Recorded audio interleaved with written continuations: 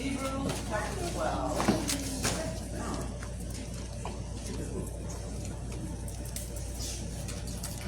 Here we go.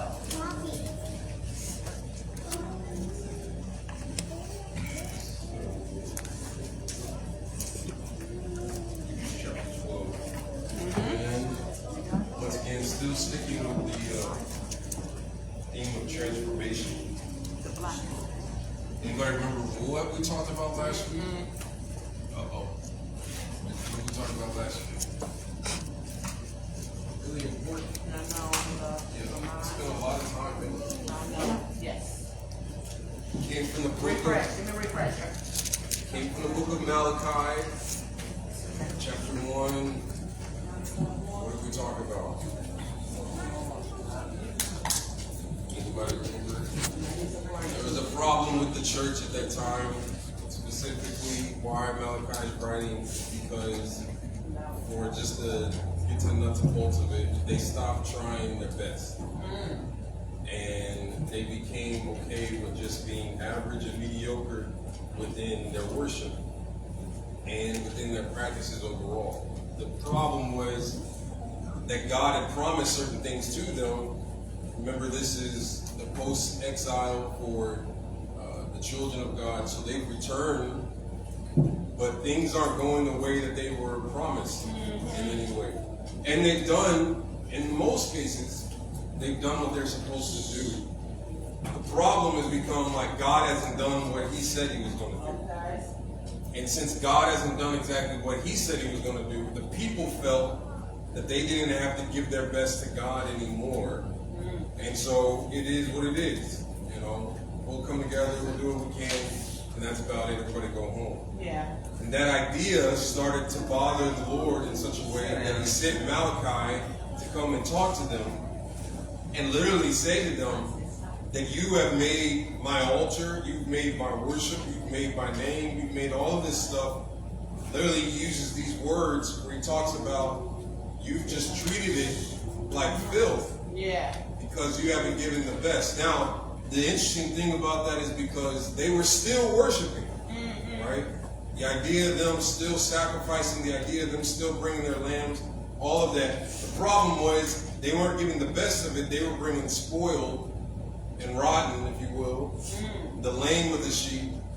So it's the idea you go to someone's house for potluck, and you know, you didn't really try on your meal. In fact, you brought your leftovers from Tuesday, and we're like, you know what, this is the best that I could do. But you had time, right? You had a reason to make something nice.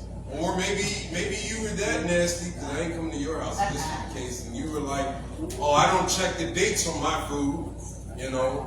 I'm just going to give you something because it's just the idea of giving food. God is like changing their minds on that. Like, it's not really the thing of as long as you're just here. It's not really the idea of, man, if I'm just around, that's good enough. His point is, like, are you giving the best of what you've got?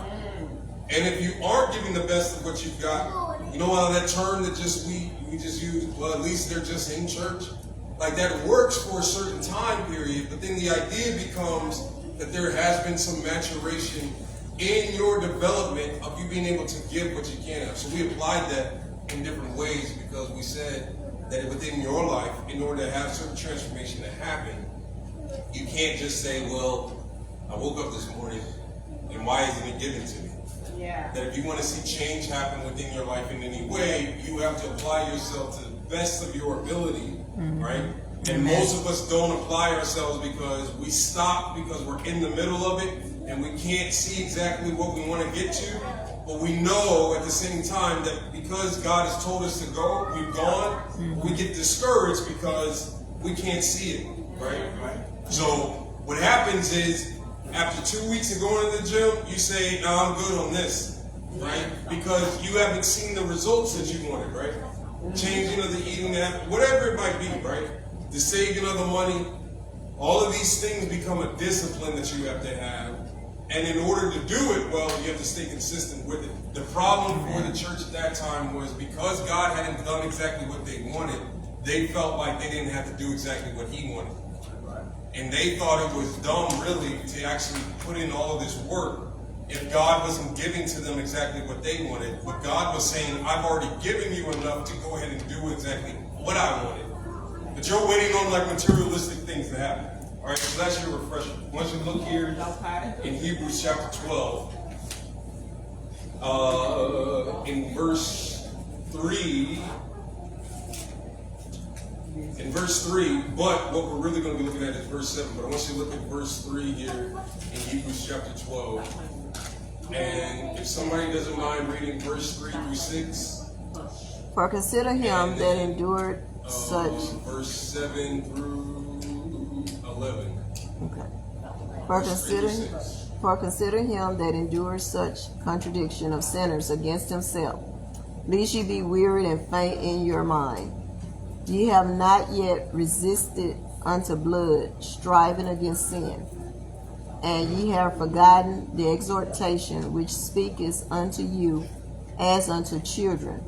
My son, despise not thou the chastening of the Lord, nor faint when thou art rebuked of him. For whom the Lord loveth, he chastens, and scourges every son whom he receives. And then somebody can read verse 7 through 11.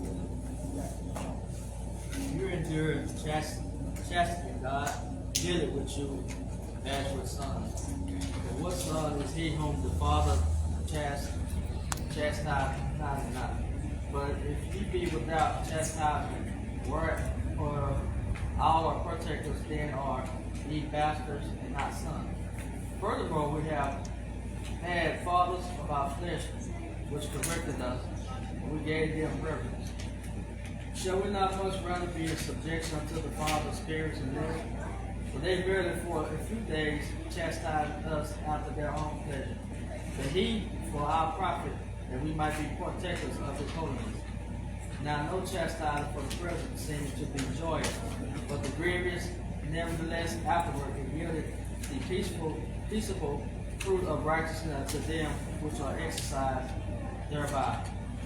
Yeah, appreciate it. So from verse 3 to 11 is we're here in chapter 12. And I think I shared this example with you guys a couple of weeks ago, where I told you all about Vermont. You remember this? So the idea of Vermont right now, it's been really hot everywhere, basically. Literally, I was talking to a friend this week who was in Canada talking about how hot it's been there, right? And one of the things that's been happening with all of the changes that have been happening within the weather, there was an article that came out that basically there is no natural disaster-free zone anymore in the continental United States. Before, there was areas, if you will, where you could go. And the idea was you can go there, Brother Johnson, and you know that there's not going to be a hurricane, there's not going to be tornadoes, there's not going to be flooding, there's not going to be anything, fires happening or anything like that. In fact, I remember talking to one of my friends, he was pastoring out in Oakland, and I was talking to him, he was on the balcony in his apartment. And literally, while he's on FaceTime, I see this orange thing in the background,